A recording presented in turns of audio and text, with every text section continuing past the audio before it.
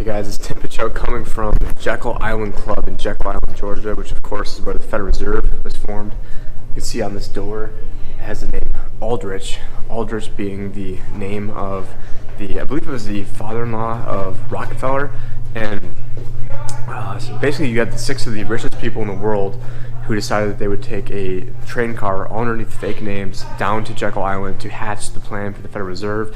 And there was an Aldrich plan that actually preceded the Federal Reserve Act, and then everybody knew that he was, basically the globalist of his day. And the plan didn't end up going into fruition because people knew who he was and knew that he was, obviously a big banker, big money monopolist. Funny, we do actually have a very nice Monopoly set over here, so very fitting that we have that in Jekkyl Island. So anyways, they repackaged the plan a few years later.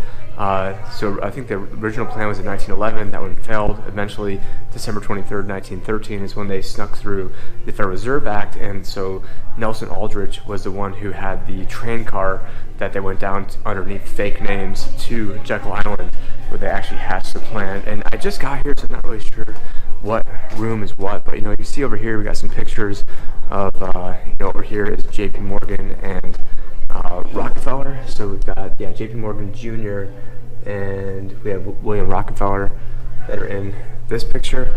And then over here, I believe this might be the room where the Federal Reserve was actually hatched, because it says Federal Reserve on the door over here.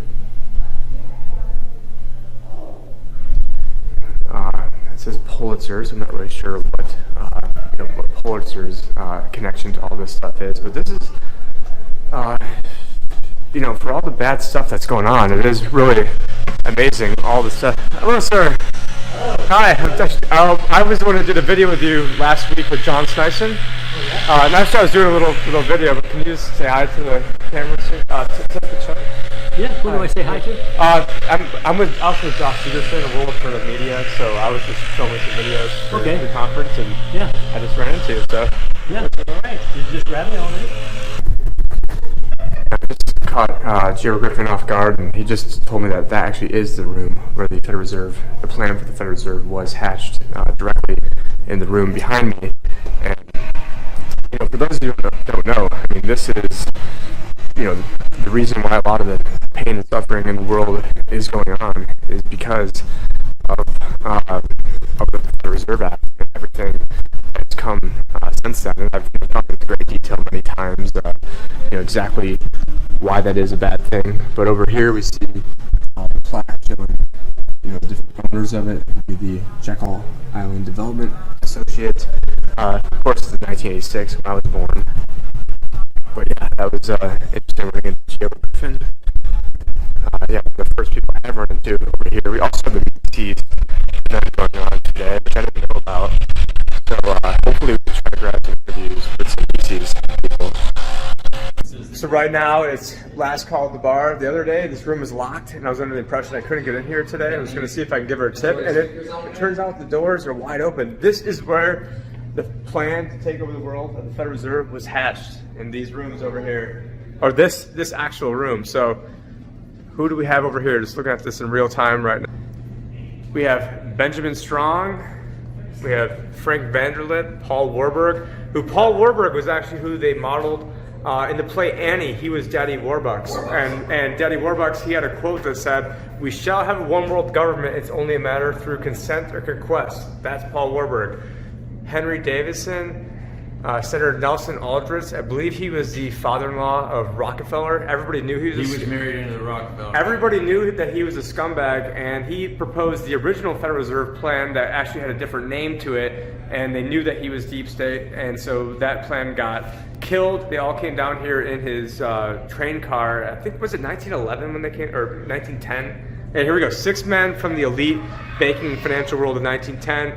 And we've got Andrew Platt, who is a Treasury Secretary. And a lot of these guys were actually front guys for other people who were behind them. Basically, the reason slavery was able to be abolished is because it wasn't really abolished. They found out that it was much more effective for them to be able to have a system where people didn't know that they were slaves and you could just extract the money from them. So since the Fed is private, and they never had the money to begin with, buying up resources, have other people owe interest to them on assets they never had to begin with. And so it's actually a much, much more effective means of slavery and theft than just forcing people into slavery, because when you force somebody to be a slave, they're not going to work very hard. They're obviously not going to like their job. I mean, it's really putting things lightly.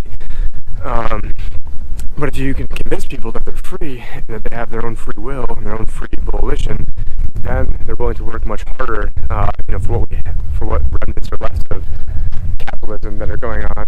But really, it was because of the Federal Reserve that basically created a high-tech slave grid. So if you have Black Lives Matters and you have Antifa and you have all the right-wing groups, it's one thing that everyone should come together. That until we deal with the issue of central banking, fractional reserve banking, money that's based on debt, every other issue pales in comparison to this. You can't fix all these budget problems. You can't balance the budget. You can't. I guess you could, but because the money's based on debt, you always have more debt than you have money. And the money actually is debt, because the money is what we call money.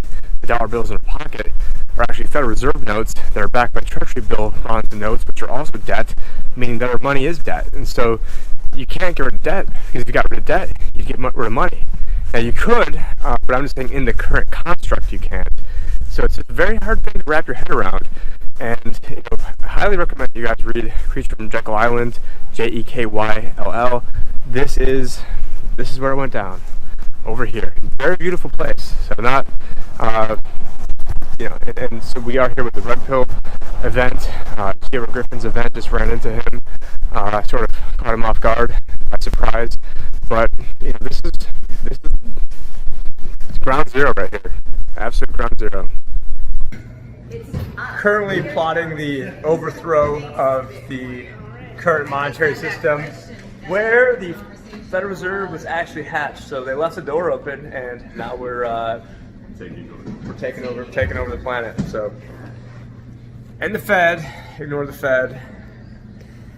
Fuck you, government. Ross Ulbricht is serving a double life sentence without parole for all nonviolent charges for creating a website. Please help free this peaceful man. Go to freeross.org and sign and share the petition. Thank you for watching our recent video. Behind me is the Jekkyl Island Club, which is where the Federal Reserve was formed. And so in addition to making content and in addition to making different YouTube videos and library videos, I'm also a financial advisor with a great track record. 2019 we got almost all the gains of the S&P 500, and then when everything hit the fan in March of 2020, we had almost none of the losses.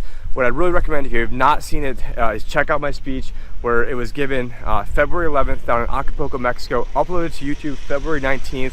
And at the end of that video, I did a little GoPro commercial, sort of like I'm doing now, that was ad-libbed, where I told people what the investment strategy was. I told people that what we had did is we were long the S&P 500 while also buying put options on the S&P 500. And what that meant was that was how we were able to get this, because I knew the market was going to either keep going up because of Federal Reserve money printing, or it was going to collapse because reality would actually set in. So, how many advisors actually protected your clients against that? I would say hardly any of them. So unless you were in a position where, you made almost all the gains last year and didn't really participate in that many of the losses this year, then you don't have a reason to call me. But, if that's not the case, then I would go check out the website, LibertyAdvisor.com, where you can book a time to talk with myself and to get a free consultation to see if we can help put you on a better path. Again, that's LibertyAdvisor.com, and thank you very much, and hope to talk with you and your family soon. Take care.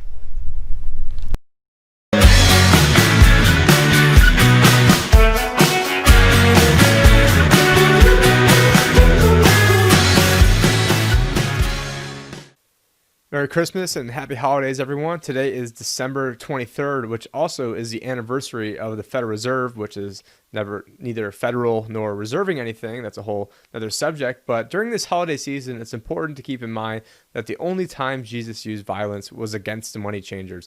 So when people ask, what would Jesus do? Just remember that going into a temple and flipping over tables and whipping bankers is not outside the realm of possibility. And episode 3 that we recorded gets into the history of central banking and also gets into Macron and how he's tied into the central banking. But anyways, I made this video back in 2016 that explains why we are all slaves to central bankers. This was recorded on Facebook Lives, and a few times it cuts in and out, and I edited those out. This is very important information to understand. It was not political. It's not about being a Republican or being a Democrat. I mean, basically, if you're alive today, you're getting screwed by the system. So I'd ask you to, in the name of the holiday spirit and in the name of Jesus, to actually watch this video, because it's very important that this information gets out. And unfortunately, this information is not very well known. Hey everyone, it's Tim Picciott, and today I just want to make a really quick video explaining how we are all slaves to central bankers. And so what I want to do, and I don't want this to be a really long video, really long, drawn out, but actually first let me make sure.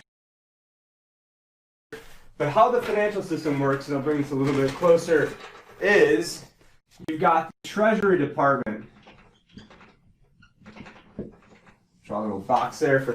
You've got the Fed, which isn't federal, but that's for another day.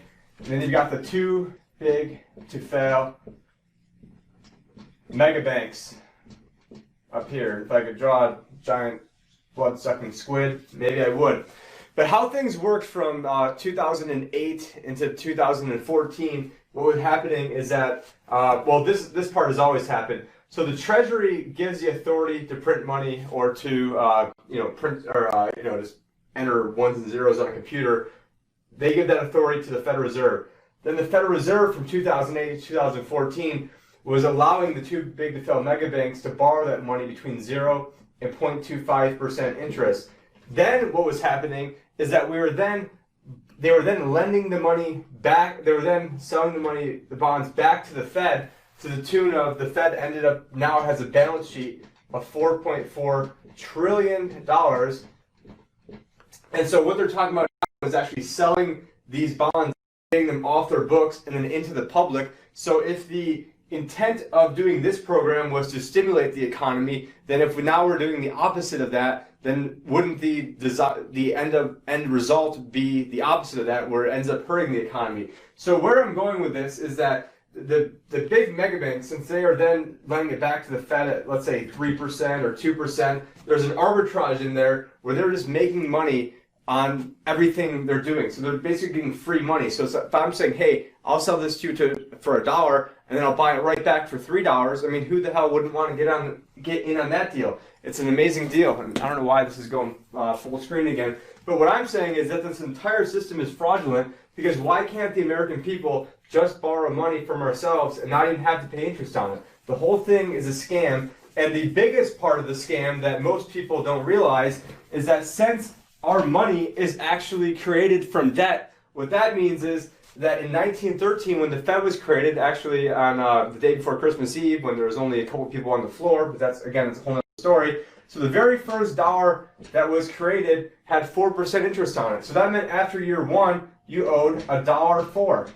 Now, if you only created $1, then how do you ever pay back $1.04? Well, then you've got to borrow another dollar. And so why the system is basically rigged is let's say you've got the debt here, and this represents the debt.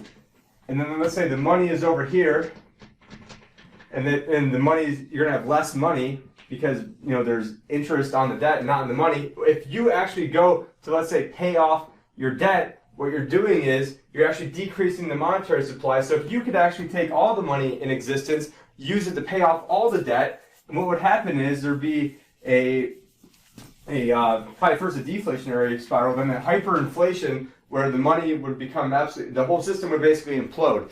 And I think rather than me rambling in on this right now, what I want to do is actually show you guys a quick video that I have. So I'm going to turn this around. I didn't make this up. It's called Hidden Secrets of Money, Part 4. We'll get zoomed in on here, and we'll get this playing. But first, we need to understand the mumbo-jumbo of the so-called debt ceiling. It's all based on a huge paradox. There was interest due on that bond, and there was interest due on every one of those loans that the banks made. That means that there is interest due on every dollar in existence. Let me ask you something.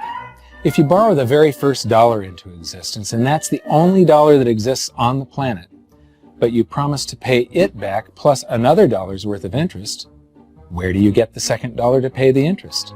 The answer is that you have to borrow that one into existence and promise to pay it back with interest as well. So now there are $2 in existence, but you owe $4, and so on and so on. The result is there's never enough currency to pay the debt. There is always more debt in the system than there is currency in existence to pay the debt. Therefore, the whole system is impossible. It is finite. It will come to an end one day. What would happen if the government stopped borrowing to do deficit spending? Are the payments on those treasury bonds going to stop? What would happen if the public stopped borrowing and going deeper into debt? Are your house and car payments going to stop? No. There is a payment due every month on the principal plus the interest on every dollar in existence, and those payments do not stop. If we stop borrowing, then no new currency is created to replace the currency that we used to make those payments. Whether you're making a payment on a loan or paying tax to make a payment on a bond, the portion of the payment that goes to pay off the principal extinguishes that portion of the debt. But the debt also extinguishes the currency. Currency and debt are like matter and antimatter. When they meet, they annihilate each other. If we just pay off the principal only on all the loans and bonds that exist, the entire currency supply just vanishes. So if we don't go deeper into debt every year, look what happens. The whole thing goes into a deflationary collapse under the weight of those payments. Politicians and... Okay, so again, if you guys want to see that entire video, that is called Hidden Secrets of Money, which is one of the videos that I stumbled across. And so when you see all these politicians talking about, we're going to get rid of the debt, or we're going to lower the debt, it's basically mathematically impossible at this point to do anything. Even from day one, it's mathematically impossible because of the very first dollar you created, the whole system is based on debt. Now you have people like Abraham Lincoln, who, I'm not a huge fan of Abraham Lincoln, but one of the things he said was, I have an army in front of me, that's the South, and I have an army of European bankers at my rear, and I far more fear the army at my rear. You've got other guys like Thomas Jefferson, who, and again, I'm paraphrasing here, who said things along the lines of, if we ever allow private central banks to issue the currency and credit of our nation, our grandchildren are going to end up homeless on the continent our forefathers conquered. First by inflation, then by deflation. And then it goes on and on and on. And then you've got guys like Andrew Jackson saying, you guys are a den of vipers, and by eternal God I shall rout you out. And again, I'm not just saying this as some layman. I was probably one of the youngest people ever to pass the Certified Financial Planner exam, so I've got the proof up there. I don't know if that's coming in right, but I was on the class. So when it comes to this stuff, this is my absolute main wheel work right now, trying to make it home, see my kids. But hope you guys found this valuable, and this is probably more of the videos that I'm going to be coming out with soon. So.